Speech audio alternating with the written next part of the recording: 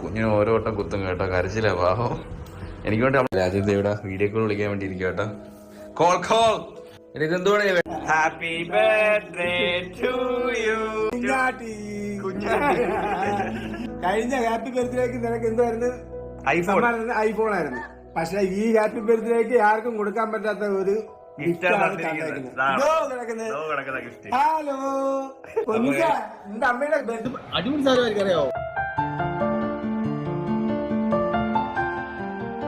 കല്യാണം കഴിഞ്ഞ് 1 വർഷം ആകുമ്പോ വണ്ടി കൊണ്ട് ഒക്കെയാണെന്ന് പറഞ്ഞു. അത് തന്നെ താങ്ങാൻ വയ്യ.